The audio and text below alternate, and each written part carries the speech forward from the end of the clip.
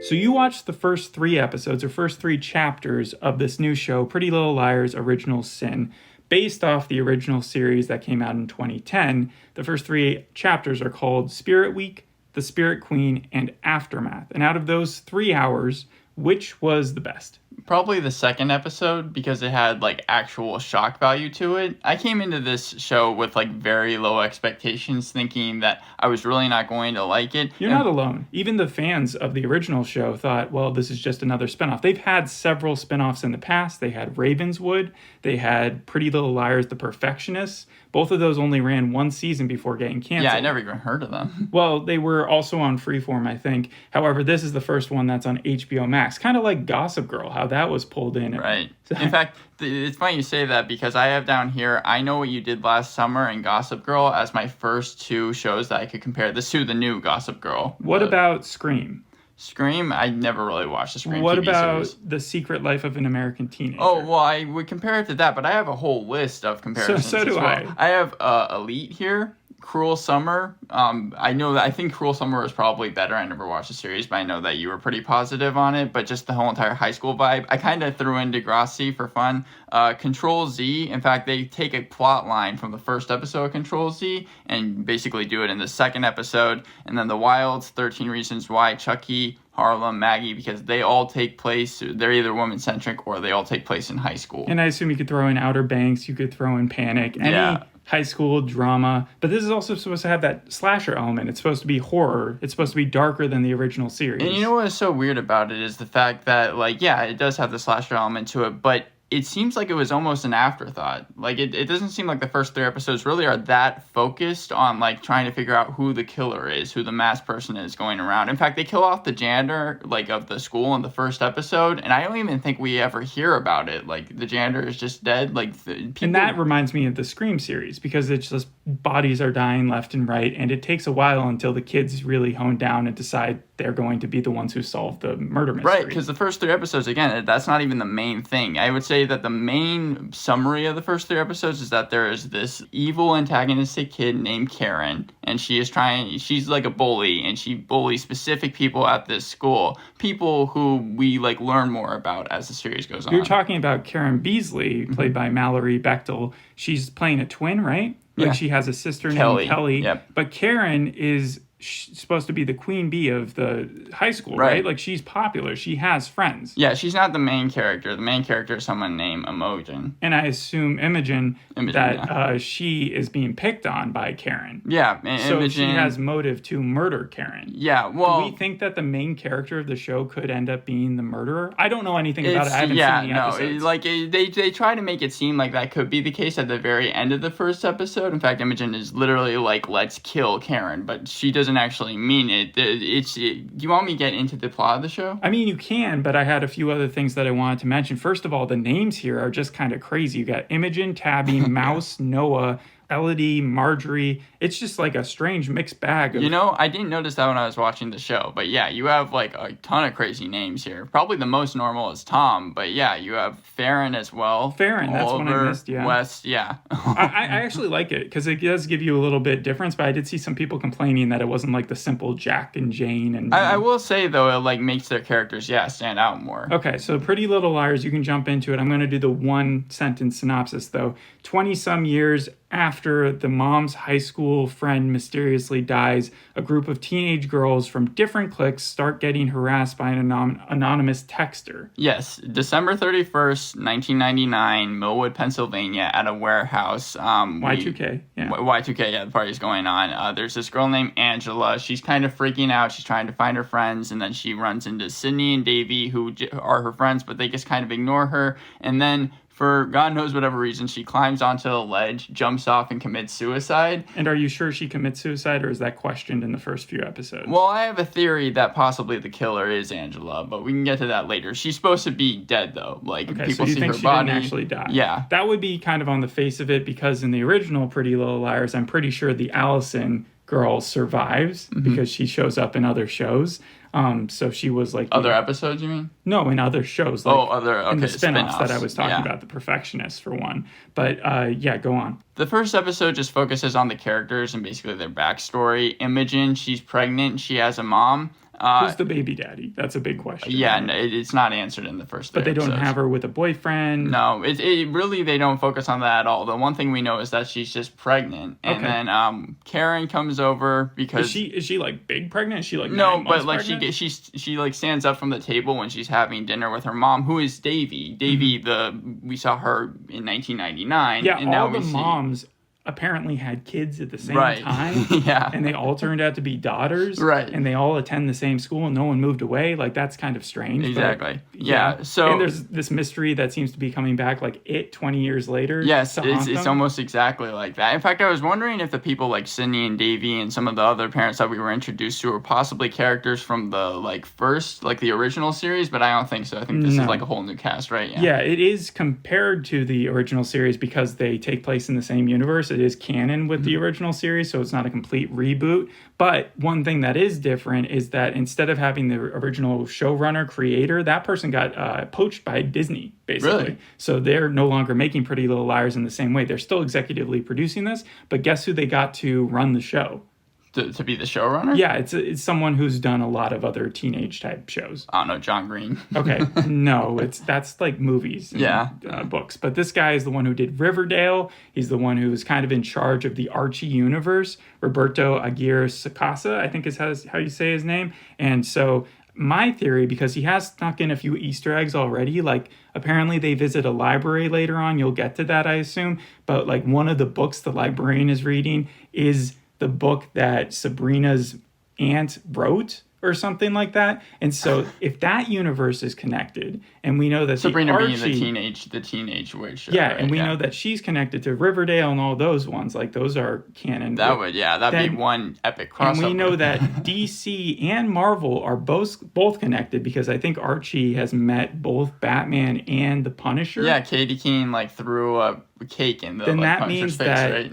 this Pretty Little Liars franchise is now connecting itself into the superhero world.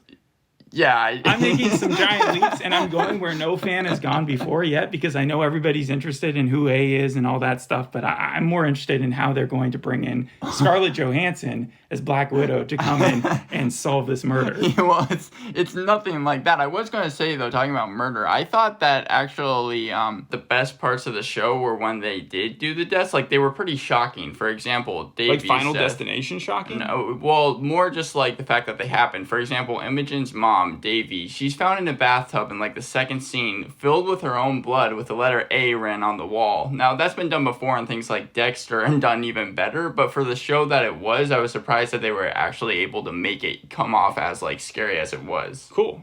And then also we get, the janitor's death scene in the first episode. He gets his like throat sliced. How many people die in the first episode? I think 3. Angela, Davy, and then the janitor. Okay, so only Angela died in the past, though. So Right, that's 2 1999. current day murders. How are they addressed in this small town, I assume? Well, that's what I was saying. Like, they aren't really... What people believe is that Davy killed herself, even though Imogen isn't really of that mindset. She ends up having to actually live with Tabitha, her best friend, and her best friend's mom. Okay. And the thing about Tabitha is she works at the movie theater. You would think that wouldn't be that important, but that's like her one character trait. She's always talking about having to work at the movie she's a horror theater. buff, right? Right, And she's yeah. also an aspiring filmmaker. And she references movies all the time. So they did it way too much. The amount of movies she referenced was so crazy, and it ranged from things like Hereditary to like old. one of these people were in Hereditary. I forgot which one, but that's pretty funny. It wasn't just the first time she mentioned Hereditary. She mentions Hereditary like 5 times throughout the whole entire show, but also just like different directors. And it also everything seems that. like you always have a character like this in this type of show. Lock and Key, one of the characters was trying to become a horror film, and they used the superpowers in the show to make a better horror movie. And I remember in Paradise, that one show that we did, there was another like horror buff. And then also in Scream, there's always like 50. They're all horror buffs in Scream every single time. Yeah, and that's the thing also about the characters is that it felt like they were checking off boxes in terms of the traits that they needed to have. We needed to have the outcast, that's Mouse. So example. the click trait. Right, So yeah. opposite to last show, where in Paper Girls I was saying they didn't do that. Instead, they seem to be doing it more based on race, which I didn't like. I like it when they usually focus in and they try to introduce you to a character so that you can connect with them via what they like. Yeah, but it was just, they were so cliche. Like, they needed to have the outcast character. So they were like, okay, let's just name someone named Mouse. So Imogen is the pregnant teen. Yes. Tabitha is the best friend. The best friend and filmmaker. Mouse? Yeah. Okay. She goes by Mouse. I know that's not her actual name. It says that she's an internet-obsessed teen. Doesn't seem like she'd have many friends. She doesn't, but it seems like all of the main cast has at least one love interest. All 5 of them? Yeah, like there's a guy that even approaches Mouse who's like a head of a high school club and starts talking about how she wants her to come. And like this all correlates into like the fact that there's a dance at the end of episode 2 that everyone seems like they're going to be going with each other to. Okay, is this like the exact type of dance that Angela died in 1999? Yeah. Is it in a warehouse? Yes. Well, no. It's actually at the high school club, but it's not the first time that we see the warehouse. Let me go through the rest of the cast, though. Then we have Farron. She is a ballerina. She's been cast in the main school dance of Black Swan. Is that a play? Yeah.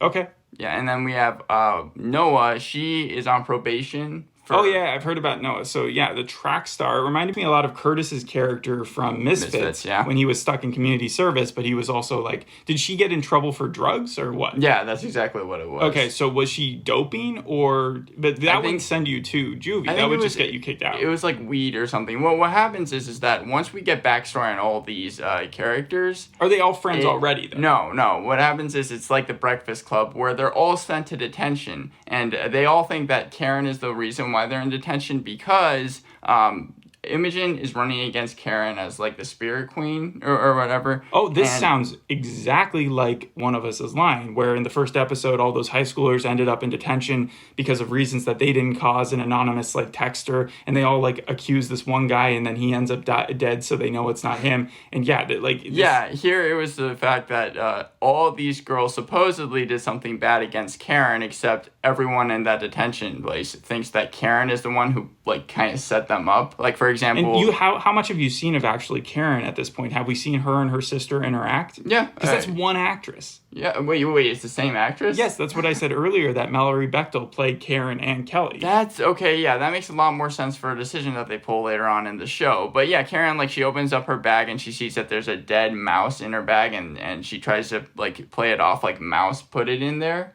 Okay. And then you have Imogen and Tabitha being blamed because... And Karen's, really, this is Is this who's causing this? Yeah. So they definitely go to this school. Right. So they're definitely a teenager. That should whittle it down. Or it could be a teacher. But Tabitha, yeah. But it can't be a mom? It could be a mom. We don't know at this point. Well, how would they get into Karen's backpack?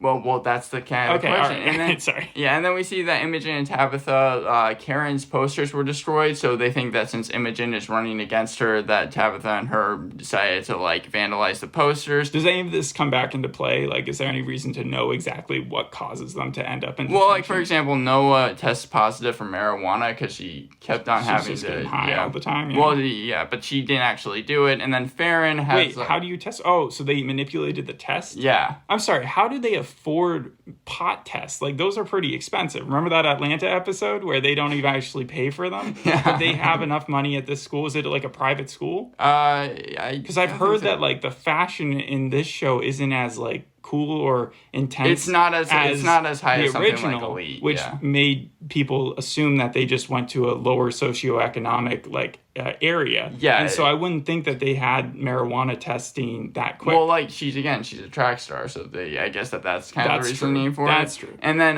Karen has a razor in her shoes, so they believe that Farron, for some reason, even though Farron was the main star of Black Swan, put it in there. So those are all the reasons. Seen Black Swan, right? Like that person is really messed up. But again, none of these people did that. Okay. That's the main thing. And then that's when Imogen says her line about, "We're going to kill Karen," and that's where the first episode ends. The second episode... sort of a similar vibe, though, to Ravenswood, because listen to the plot of that. 4 young adults and their dead friend try to... Wait, that's not the right one. Dead friend? Sorry, that was the wrong one. Pretty Little Liars, The Perfectionist, has the plot 3 college friends kid around about murdering a classmate who then ends up murdered. So the cool thing about that's exactly what happens here. That's what I'm saying. But like the Pretty Little Liars books don't follow the format of the shows. Even the characters' names are different. Like they just kind of borrow and skim off of whatever they want because it's such an extended universe at this Yeah. point. So I think they might be taking from or different aspects of other shows, not just the original Pretty Little Liars. Yeah, which is interesting. Because in the second episode, what they decide to do is all the girls decide that Tabitha is going to run a double feature of Jordan Peele films. And I just found that funny of Get Out and Us. Okay. And I just found it funny because of the fact that Nope has just come out. But she's going to run it right beforehand, though. She's going to show a embarrassing video of Karen that was taken at a party where she's drunk and she's kind of bad-mouthing her boyfriend. Is this the Control Z reference you're talking about? Exactly. And she's like... It's social media age. Everyone's going to come to this thing, and then Karen ends up actually going to the double feature. They show the video, and yeah, she ends up getting, like, kind of made fun of. Everyone's laughing at the video. Do you feel bad for Karen at this point? Because even though she accuses all these kids of doing things that they didn't do, she's still being the target of this stuff. They tried to in the second episode, but then they tried to humanize her for a couple scenes, but then it doesn't really end up working out because then that's when Karen comes up with the idea that she's going to carry Imogen. She decides to drop out being the Spirit Queen, so then when Imogen goes on stage, she's going to... carry Imogen. She's going to straight up, like, pour red paint on her. Okay. It's not as bad as pig's blood, but, I mean, still... It's what they can get away with on HBO Max. Right, yeah. And then, but that actually leads to the very end of the episode because then Imogen is crowned. Covered in blood? No. She's crowned Spirit Queen. She goes up on stage, and right before Karen is about to throw the red paint on her, Imogen looks up and sees that a masked figure, throws Karen off of the stage, much like Angela's death and Karen Kerplunk. She ends up dead. Everyone's screaming. They all run out of the gymnasium. Where is Kelly at this point? Kelly was planning with Karen to do the whole entire Carrie stint. Okay, that's something you should jump into, because if Kelly and Karen are in cahoots this whole time... Yeah, well, there was this... You know what? Again, it makes so much sense that they're played by the same character, because in the episode, Kelly acts like Karen. Like, she ends up, like, taking her identity when she decides to go and speak to the principal. Yeah. Talking about dropping out as being the Spirit Queen. It's actually Kelly, but she's acting like she's Karen. That's what twins do. They just like to flip personas, especially when they're identical like that. But the Rami Malek story, remember, where he went in for his brother and did like some sort of acting job. Yeah. Anyways, go ahead. Yeah. So then, like, even one student runs into the masked figure of A and is like, "Who are you supposed to be?" And then gets scared and runs away. The student, and that's where the second episode ends. So Karen is dead, and I was like, "Well, that is actually a shock." What does A look like? Yeah, we don't know it.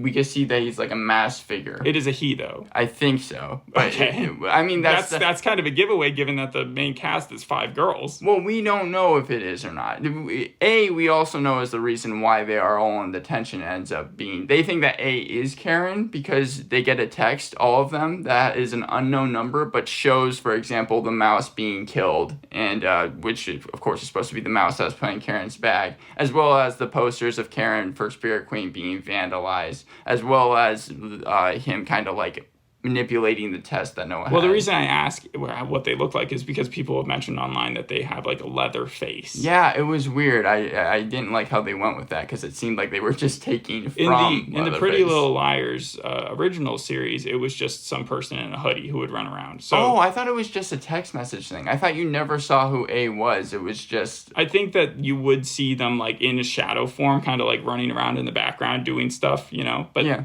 so I was in the third episode, because you've already gone through 2, right? Yes, the third episode are the ramifications, That's literally the name of the episode. Yes, of Karen dying, because all the main girls are suspected to be the ones that like they know that the main ones were the ones that showed the video before the thing. So they were like, Karen committed suicide because of the fact that you showed the video. Tom, for example, who is the main police chief, also Karen's dad. Yeah.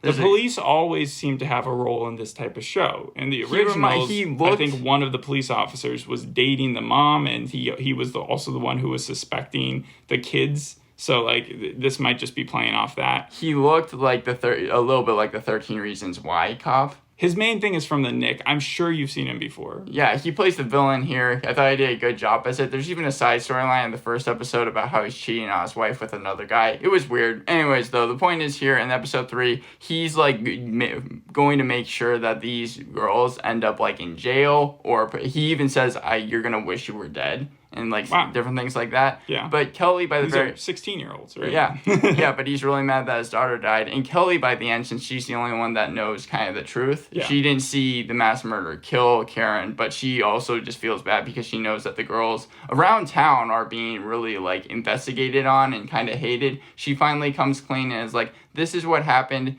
Karen must have fallen to her death. The girls really are not to blame. And at the very end of the episode, all the girls are decide to visit Karen's gravesite, and they all say like a final line that was like, "We're sorry you're dead." And then they look over and see that the masked figure A is actually staring at them, and that's where the third episode ends. It would just seem like kind of an odd thing for a guy to do. No offense, but like, why would he care about Spirit Week? Why or Spirit? Like, he would be manipulating this whole thing with Karen and Kelly and stopping them right before they poured Carrie blood on Imogen. It just seems when I said that it looked like a guy, I meant the physique, but I actually have a few theories on who the killer is. Yeah, and there's plenty of theories roaming around the internet that I want to jump into now. So get into yours and I'll say if they're matching. I say that the first one is that it's Angela. Angela was friends with all of those kids' moms. Yeah. And she's like literally trying to get them in trouble every step of the way. So who died then in 1999?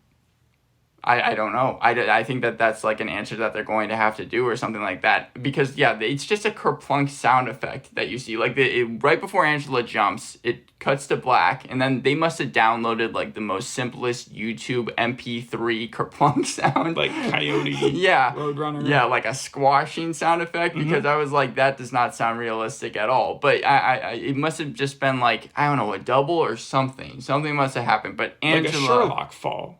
Yeah, something like that. Or maybe some people have floated the idea that it could be Angela's mom or someone related to her. She'd be pretty old, but that's one. And then also I think that... Would she? She'd be like 60 or something. It could also be Karen somehow. The only reason why that would be surprising is the fact that throughout the first 2 episodes, all the girls are blaming Karen for being A, but it could be like right in plain sight. The overwhelming consensus is that Karen switched with Kelly, or vice versa. Whoever died was that they switched. It would be Karen like almost Kelly, everybody believes that happened. Who I was reading about, like the different theories that are out there. That makes so much more sense with the fact, that like there's. So it makes sense. Yeah, because again, Kelly walks into Karen's room and it's like, okay, he bought it. He bought that. I was you. Plus, it makes sense that, like, no offense to, but it would be really hard for Kelly to have taken the place of Karen and become the super popular person and have to retain those friendships and stuff versus going from super popular to just having to not be as popular, you know? Well, yeah. Like, just act like you're kind of, like, lesser in a way. Well, speaking of Karen, it was very odd because at the very beginning of the first episode, right before Davy is revealed to be dead, Karen comes over to speak to Imogen. They're, like, mortal enemies because Imogen... Are they mortal enemies that used to be friends? Yes, they used to be best friends. So this is, like, 13 Reasons Why. What happened was Imogen kissed Karen's boyfriend. Really melodrama. But, like... Then Karen and her... It's better than Davy kissing Karen's boyfriend. Yeah. But then, Karen and Imogen walk in and see Davy's dead body, and they play it off for laughs later on, Karen's reaction, where she's running out of the house screaming and talking about how traumatizing it was. Yeah. But I was like, that was a dead person in a bathtub that was filled with blood with the letter A written on the wall. That's not really funny because it's like, that's how I would act. I'd be screaming out the house being like, oh my God, someone's dead this whole time. Yeah. And also, just speaking of which, I didn't really think that the humor worked. But I do have my list of pros and cons if you want me to get into that. Yeah. The pros, I like the deaths. Davies and Karen's in particular, really well done because they were unpredictable at that time. Discord got a shout out. I saw that Mouse was using Discord, and I really enjoyed how they showed that. And also, you end up getting to see the first couple seconds of Get Out. I didn't think they were actually going to show the films. My first con is that the show's boring. It spends way too long to get to this point. And like I said, we're 3 episodes in, and what is its point? In terms of the slasher genre, there's barely any, like, killing going on. You said 3 deaths in the first one, 1 death in the second one. But there's only 2 deaths by the killer in the 3rd episode. How many episodes? You're looking for one that's, like, getting... how many people do you think are in the town? Well, like I said, they have a lot of characters. They're not going to go through all the Pretty Little Liars. How many episodes is a season supposed to be? 10. 10? 10 episodes. And we're 3 episodes in. Yes. And the there's only original been 2 series days. was like 20, 24 episodes Yeah, each because year. it was on cable. But I know. So there were more expendable bodies, there were extras they could go through, but this, no, you're But dealing there's with not even a set extras number. that they're going through. How many other people do you even want to see die? Like from the It's past? just the fact that if you're going to make a slasher thing, you're going to like it's supposed to be like gory and whatever. You would think that there'd be more than just 2 deaths when you're 3 episodes inside, or there'd be more clues as to who the killer is when they really haven't there are spent more that long on theories. it. That's things that you didn't get to. Like in the opening credits, apparently Mouse is like a missing person flyer. And it has her birthday listed as March 13th, 1992, which would make her, you saw it, which would make her 30 years old, older than me. And also, some people have speculated that means that she might have been alive during the 1999 warehouse thing and that she may be Angela's kid. However, others are like, have you seen her? She doesn't look 30 years old. Does she look 30 years old? No, she looked like she was the youngest one out of all of them. Yeah, I think that's how old she's supposed to be. So maybe there's nothing to that, but like, or maybe it's a MacGuffin. But I was just wondering if you had any thoughts. Another theory is that, well, not less of a theory, but you haven't even mentioned Wes, and that seems to be a very popular. Wes was a creepy character. What he did was he was like hitting on Tabitha because he's the owner of the movie theater. Yeah, but Tabby 16, Wes 36. Yeah, he almost kisses her in a car, and then he tries to like make her dinner because they have the video of. I assume this is a con of yours. Yes, very much so. They have the video of Angela and they show it, and Wes, before the police come, ends up taking the video so that Tabitha doesn't get in trouble. The video file. Okay. But when Tabitha goes by the theater to retrieve it, he's like, "Oh no, you can just come by my house later and I'll give it to you." She comes by his house later, and he's making spaghetti and like invites her in and is talking about how they should watch a movie and like get comfortable. Yeah, this is straight up predator behavior, but it's like the reverse of what Debbie does in Shameless, where she's like trying to get with the older guy. And then also people are happy though that they're not presenting Wes as like this cool guy that she should want to be with, because that's sort of what they did in the original series where they had one of the teachers be with the main character. Yeah, it seemed like also Tabitha has a couple options. It seems everyone that works at the movie theater likes her. Oh yeah, I was going to ask which is the prettiest little liar. No, I'm just kidding. Okay, go ahead. And then you also every scene that wasn't horror was just filled with teens acting really mean to each other. One thing I didn't even mention is the fact that have you been to high school? Well, no, but one thing I didn't mention was that all the main girls, like except for Tabitha and Imogen, like have the thought that in the 3rd episode, when it seems like they really are going to go to jail for this, that they're going to turn on Imogen and Tabitha and be like, it was all their idea and we were just sort of like a prisoner's dilemma it. Type thing. Yeah. And then of course when the charges get dropped, it's nothing like that anymore. But I also have some theories as to maybe A is trying to help them first in some weird way, because I mean Karen ends up dying. Most people are also under the assumption that A is 2 people. Yeah, I had that thought, because one thing about the characters is they always have someone else with them, like that's their friend or that they're connected somehow. So the fact even that the killer must. Yeah, so the fact that it would be multiple killers just seems like it would fit. It's like in when the girls go show's to the thing. bathroom and they ask the other one, it's like, you want to go murder someone? Yeah, absolutely. I mean, it seemed like when Imogen said it at the end of the 1st episode, and she's like, "Let's kill Karen," they were all in on it. So could it be all of them, and we're just watching it from kind of a skewed point of view? Maybe someone took it literally. Maybe, who knows? Mouse took it literally and just decided to throw off Karen at the Spirit Queen dance. What would you give it? I mean, overall, like I said, actually better than I thought it was going to be, but still a 5 out of 10. I can't give it a passing grade because you know what you're getting with a show like this. I'm sure that fans are really excited for it. If you liked it, then I'm glad for you. But I actually might skip through the rest of the season just to figure out who the killer is, but I'm not going to watch it. If you do, I'm going to mark your rating as a 6 then, because that would show that you were at least intrigued. Also, you should have recognized for real one person, the person who played Angela. Any ideas? Angela? Yeah. Do you see enough of her in these? No, you see a couple minutes. That's about it. All right, well, it's Susie from Stranger Things, Dustin's girlfriend. Oh, I was never going to be able to recognize that. All right. Well, thanks for listening. We'll see you on the next episode. Hope you enjoyed this one. Bye.